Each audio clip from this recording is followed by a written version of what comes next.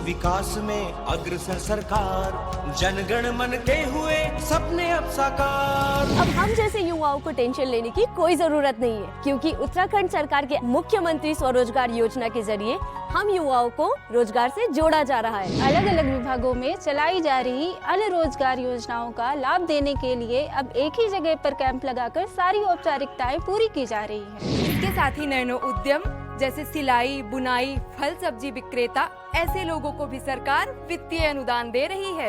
धामी जी की सरकार ने कोरोना काल में प्रभावित हुई भर्ती प्रक्रियाओं में युवकों को बड़ी राहत देते हुए समूह ग और ख के पदों पर आयु सीमा में 1 वर्ष की छूट दी है।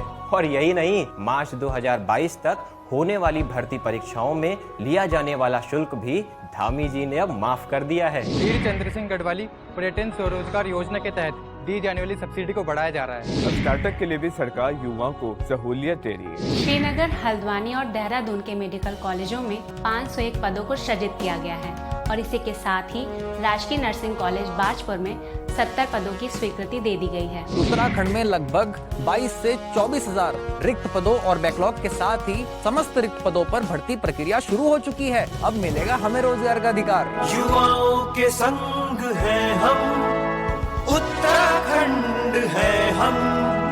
नमस्कार, उत्तराखंड की खबरों में आपका स्वागत है। मैं हूं आपके साथ आकाश सोनी और अब देखते हैं खबरें विस्तार से। महिला सशक्तिकरण और बाल विकास विभाग के 5 वर्षों की सफलता की गूंज कार्यक्रम में पहुंचे मुख्यमंत्री पुष्कर सिंह धामी का आंगनबाड़ी कार्यकर्ताओं ने स्वागत किया। संस्कृति विभाग की ओर से पारंपरिक गीत और वाद्य यंत्रों के साथ उनका स्वागत किया गया।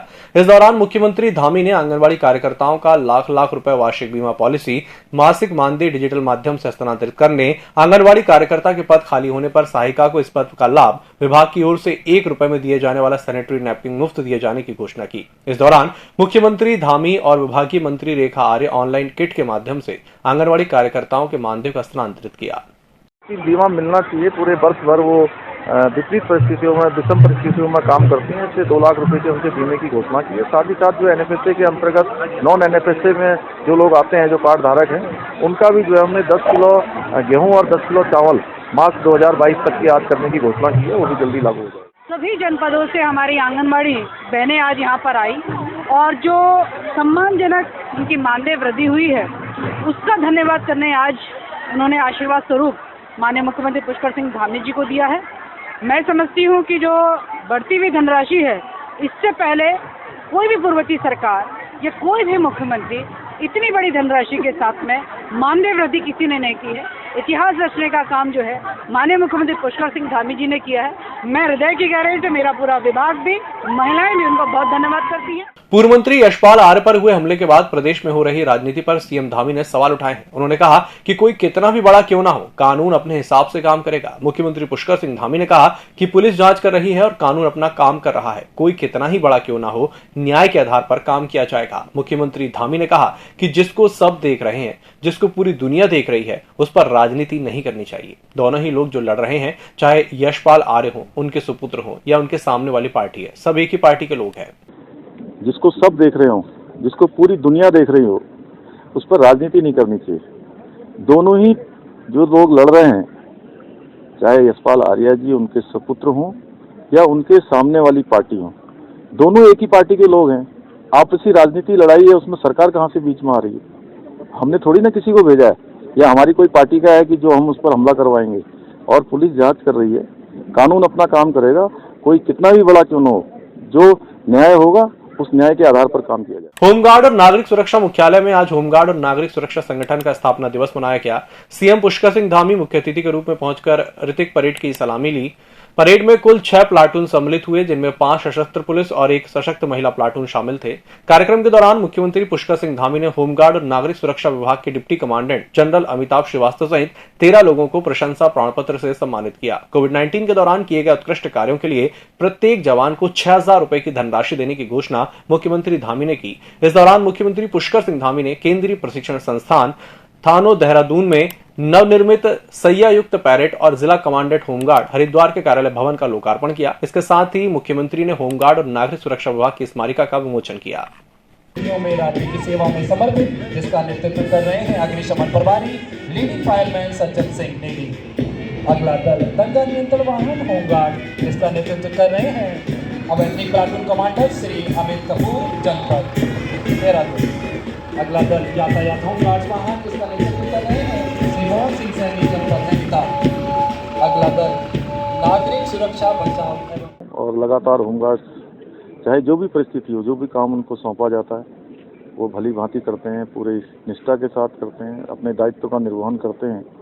पिछले कोरोना काल में हमारे होमगार्ड्स के जवानों ने बहुत अच्छा काम किया और अलग अलग क्षेत्रों में कहीं लोगों के दाह संस्कार को लेकर, कहीं पर लोगों को बचाने को लेकर, कहीं पर लोगों को अस्पताल ले जाने की बात हो, सभी जगह पर उनके द्वारा बहुत उत्कृष्ट कार्य किया गया। इसके लिए हमने उनको जो है ये प्रोत्साहन राशि देने की घोषणा करी है। भीमराव अंबेडकर चौक पर भारत रत्न बाबा साहेब भीमराव अंबेडकर की पुण्यतिथि पर स्कूली छात्राओं द्वारा उनके जीवन पर प्रकाश डाला गया। इस मौके पर कैबिनेट मंत्री गणेश जोशी ने बाबा साहेब की मूर्ति पर माल्यार्पण कर उन्हें श्रद्धांजलि अर्पित की। इस अवसर पर उत्कृष्ट कार्य करने वाले लोगों को सम्मानित किया गया, साथ ही जरूरतमंद लोगों को कंबल वितरित किए गए।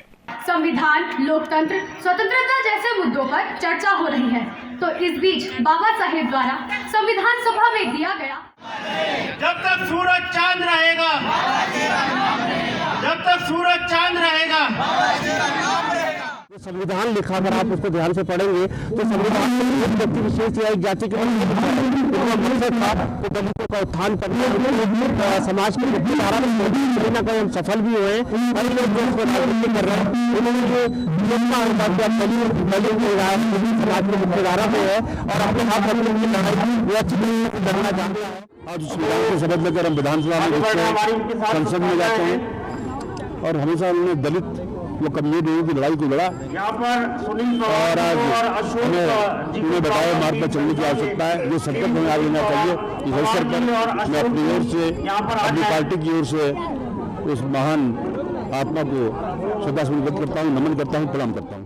गंगोत्री धाम के रावल शिव प्रकाश आज भारत भ्रमण के दौरान हरिद्वार पहुंचे। इस मौके पर उन्होंने पत्रकारों से वार्ता के दौरान कई मुद्दों पर बात की। साथ ही साथ उन्होंने देवस्थानम बोर्ड को भंग करने के लिए सरकार का धन्यवाद किया। इस मौके पर बीजेपी नेता विशाल गर्ग भी मौजूद थे।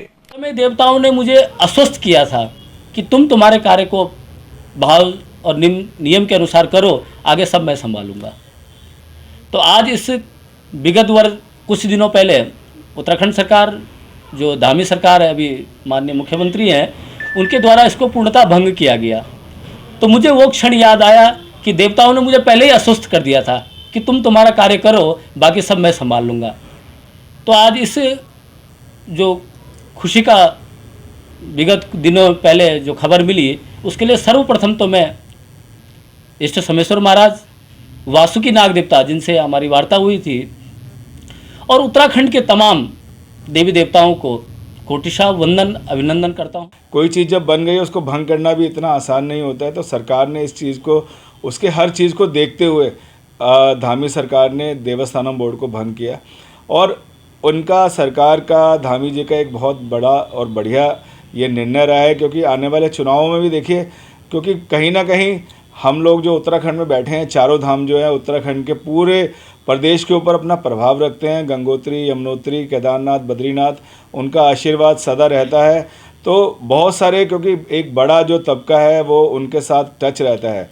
तो देवस्थानम बोर्ड को भंग करने का जो सरकार का निर्णय है वो बहुत काबिले तारीफ़ है और आने वाले समय में जो है इसका जो कहते हैं कि परिणाम जो है वो अच्छे और देखने को मिले। इस बुलेटिन में फिलहाल इतना ही। नमस्कार। ईएमएस टीवी के YouTube चैनल को सब्सक्राइब करें और बेल आइकन दबाएं। साथ ही ईएमएस न्यूज ऐप डाउनलोड करें।